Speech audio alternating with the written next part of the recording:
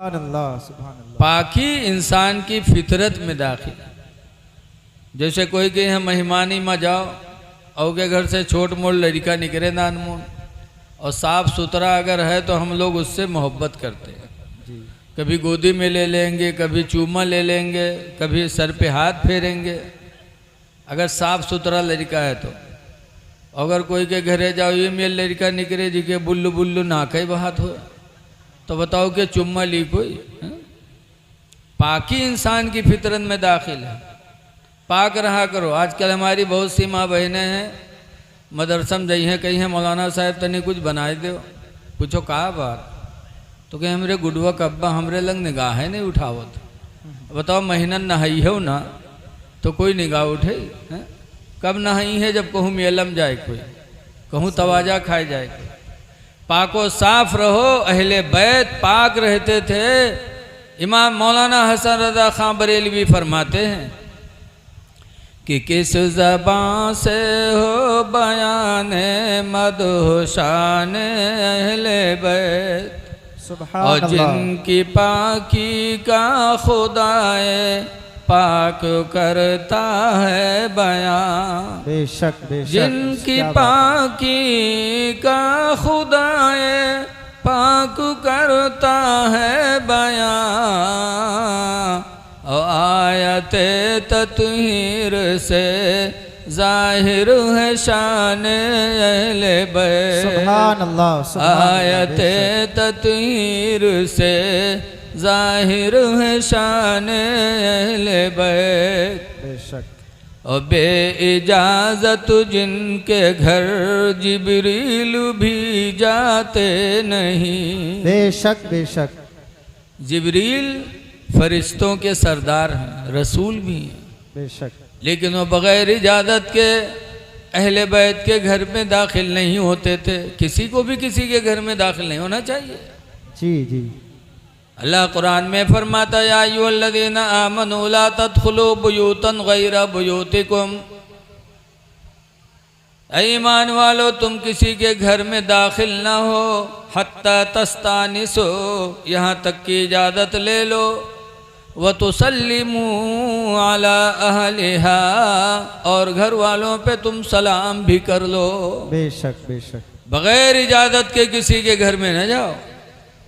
इन कुछ गंवार ऐसे हैं जो कोई से मिले जो हैं बस धर धराए घर में घुस जाइए। जी।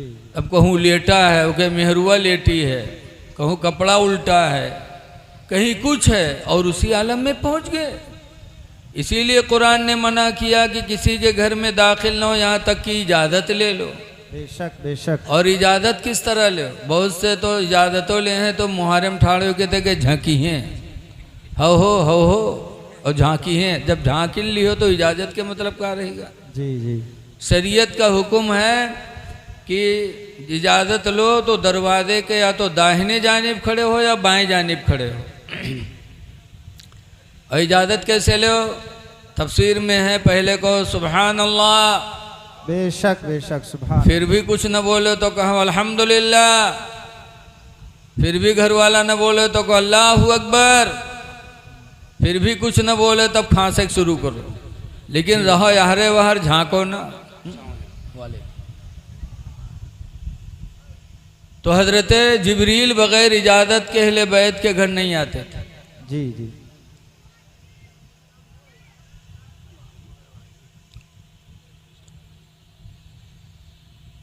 इधर सुनते रहो और उड़ते रहो, इसलिए कि टाइम बढ़ता ही जा रहा है।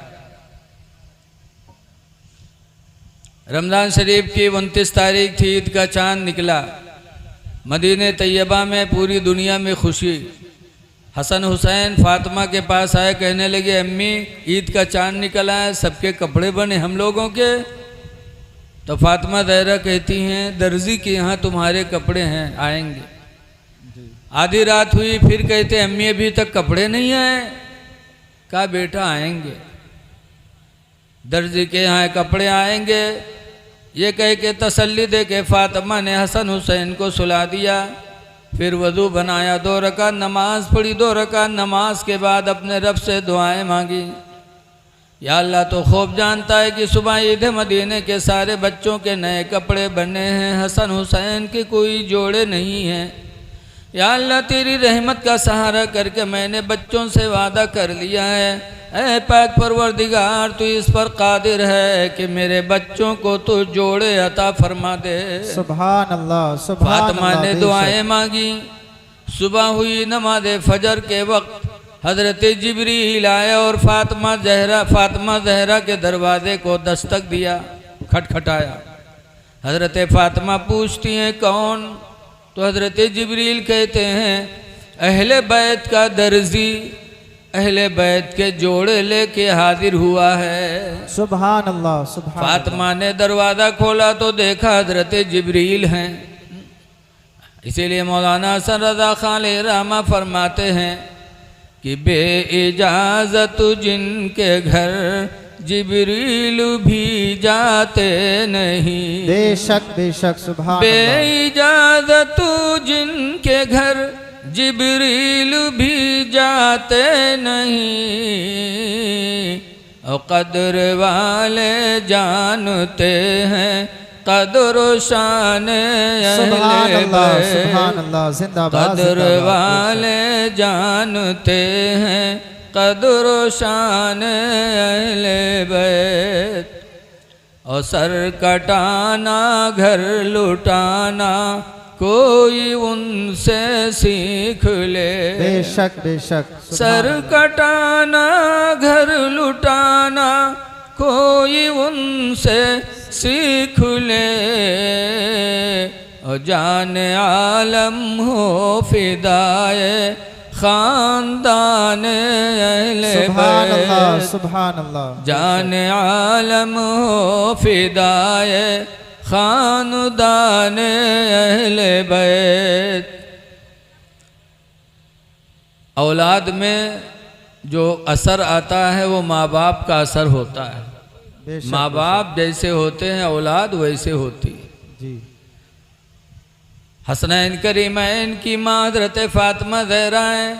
रमज़ान की 3 तारीख थी, सना हिजरी 11। अपने शौहर हज़रत अली को बुलाती हैं और कहती हैं अली आज रात मेरे विसाल की रात है, अल्लाह। आज रात में दुनिया से रुखसत हो जाऊंगी, लिहाजा अली मेरे मरने पर तुम रोना चिल्लाना नहीं। हज़रत फातिमा ने पहली वसीयत की थी कि अली मेरे मरने पे रोना चिल्लाना नहीं, गिरेबान न फाड़ना। आजकल बहुत से लोग करत है ना। हमारे इलाका में एक गांव है, नाम न बतेबे, उके महतारी मरी तो हमका बोले तो हम गए मट्टी दे, तो चेहरे पर गम तो रहा है लेकिन आंसू यक्को नहीं। फिर उके बाप मरे, वहू मैया बोले वहू गए, वहू मैया वही मेरे। उके बाद उके मेहरुआ मरी, तब हूँ बलेस, तब गए तो जैसे पहुँचन वैसे लपटी आएगा। कहते हो मौलाना साहब हम तो यतीम हो गए, मौलाना साहब हम यतीम हो गए। हम कोई न्यू बदतमीज का देखो, जब यतीम भवा रहा है तब नहीं बताइस रहा है। हाँ? बाप मरे तो ना यतीम भवा, महतारी मरी तो ना यतीम भवा, मेहरुआ मर गए तो यतीम हुई गो। हजरत फातिमा ज़हरा ने कहा था अली मेरे मरने पर रोना चिल्लाना नहीं, रोने चिल्लाने से कोई फायदा होने वाला है। आला हजरत इमाम अहले सुन्नत फरमाते हैं आँखें रो रो के सुजाने वाले, सुभान अल्लाह। आँखें रो रो के सुजाने वाले, और जाने वाले नहीं आने वाले। बेशक बेशक सुभान अल्लाह सुभान जाने वाले नहीं आने वाले। मना किया कि रोना चिल्लाना ना। दूसरी वसीयत ये किया कि मेरे मरने के बाद मेरे बेटे हसन हुसैन को मारना नहीं। एक माँ के दिल में औलाद की बहुत मोहब्बत होती है, और तीसरी वसीयत किया था कि मेरे मरने के बाद एक तंदुरुस्त औरत से शादी कर लेना, जिससे एक लड़का पैदा होगा, उसका नाम अब्बास अलमबरदार होगा। सुभान अल्लाह बेशक। कुछ दिनों के बाद करबला में मेरे बेटे हुसैन पर मुसीबतें आएंगी तो अब्बास मेरे बेटे हुसैन का मददगार बनेगा। सुभान अल्लाह ये बेशक। फातिमा ने वसीयत किया था, वसीयत किया था 11 हिजरी में, और जो वसीयत किया वो हुआ। हज़रत फातिमा के इंतकाल के बाद हज़रत अली ने एक तंदुरुस्त औरत से शादी किया और फिर अब्बास पैदा हुए। बेशक। जब पैदा हुए बड़े खूबसूरत थे, सारे घर वाले दौड़ दौड़ के अब्बास को गोद में लेने लगे कि फातिमा की वसीयत के मुताबिक बच्चा आया है। सुभान अल्लाह। जब गोद में उठाते थे बड़े खूबसूरत थे, लेकिन हज़रत अब्बास की आंखें बंद थीं, आंखें नहीं खुलती थीं। तो घर के लोगों को बड़ा गम था कि अल्लाह ने इतना खूबसूरत बच्चा दिया और आंखों से अंधा है। सब लोगों को गम भी था, खुशी भी थी, गम भी था। आते थे, खिलाते थे हाथ में। हज़रत इमाम हुसैन ने भी फरमाया मेरा भाई है सौतेला, मैं भी गोदी ले लूँ। जब इमाम हुसैन आए और अब्बास को गोद में लिया, अब्बास हुसैन की गोद में गए और हुसैन की खुशबू पाई तो अब्बास ने आंखें खोल दी। सुभान अल्लाह। और खोली तो सबसे पहले अब्बास ने इमाम हुसैन का चेहरा देखा। सुभान अल्लाह। दुनिया में सबसे पहले अब्बास ने हुसैन का चेहरा देखा। जो फातिमा ने कहा वो हो गया। और उसके बाद फातिमा के विसाल के 50 साल बाद, कितने साल बाद? 50 साल के बाद हज़रत फातिमा का इंतकाल हुआ 11 हिजरी में और करबला हुआ 61 हिजरी में। तो 61 में 11 निकाल दो तो कितना बचा? 50 साल। 50 साल बाद करबला का मंजर सामने आया। तब हज़रत अब्बास मौजूद थे करबला में। जब अली असगर प्यास से तड़पने लगे तो अब्बास आए थे, कहा था आका हुसैन, अब्बास असगर तड़प रहे हैं, मुझे इजाज़त दे दो मैं पानी ले आऊँ, वरना अगर असगर प्यासे चले गए तो मैं क़यामत में अपने नबी को क्या मुंह दिखाऊंगा। जब कहेंगे अब्बास तुम्हारे होते हुए और असगर प्यासे चले आए। इमाम हुसैन ने इजाज़त दिया। हज़रत अब्बास घोड़े पर बैठे, मशकीदा चमड़े का था लिया, तलवार हाथ में लिया और दरियाए फ़ुरात की तरफ बढ़े। यजीदियों ने रोकना चाहा लेकिन हज़रत अब्बास मारते काटते दरियाए फ़ुरात पहुँच गए। दरियाए फ़ुरात में घोड़े से नीचे उतरे, मशकीदे में पानी भरा। उसके बाद ख़ुद कई दिन के प्यासे थे, 4 दिन के, तो उन्होंने हाथ में पानी लिया कि लाओ मैं तो पी लूँ। जब हज़रत अब्बास ने चुल्लू में पानी लिया और मुँह के करीब गए, मुँह के करीब ले गए पीने के लिए, इतने में ख़याल आया कि मैं तो पीने जा रहा हूँ और मशकीदे का पानी पता नहीं अली असगर तक पहुँचे कि न पहुँचे, और मैं पी लूँ और अली असगर तक न पहुँचा तो मैं अपने नबी को क्या मुँह दिखाऊँगा। ये सोचकर हज़रत अब्बास ने पानी छोड़ दिया, नहीं पिया। उसके बाद अपने घोड़े के सर पे हाथ रखा, कहा बेटा 4 दिन से तू भी भूखा प्यासा है, दरियाए फ़ुरात तेरे कदमों में है बेटा, पी ले पानी। तो रवायतों में है कि जब घोड़े को हज़रत अब्बास ने कहा बेटा पानी पी ले, तो घोड़े ने सर हिलाया, हिनहिनाने लगा, सर हिलाने लगा, गोया कि अपनी ज़बान में कह रहा था अब्बास मैं जानवर ज़रूर हूँ लेकिन बेवफा नहीं हूँ। सुभान अल्लाह, सुभान अल्लाह। मैं जानवर ज़रूर हूँ लेकिन बेवफा नहीं हूँ। अहले बैत प्यासे रहे मैं पानी पी लूँ। घोड़े ने भी पानी नहीं पिया। हज़रत अब्बास मशकीदा लेके घोड़े पे सवार हुए, अहले बैत के खीमे की तरफ बढ़े। यजीदियों ने शोर मचाया कि पानी रोको रोको। एक यजीदी ने पीछे से तलवार मारी तो हज़रत अब्बास का दाहिना हाथ कट के गिर गया। तो मशकीदा बाएं हाथ में लिया, बाएं हाथ में तलवार, कुछ कदम और आगे बढ़े कि फिर किसी ने तलवार मारी, बायां हाथ भी हज़रत अब्बास का कट के नीचे चला गया। तो हज़रत अब्बास ने चमड़े के मशकीदे को अपने दांतों से दबाया और हिम्मत की कि बढ़ा कि पहुंच जाएं।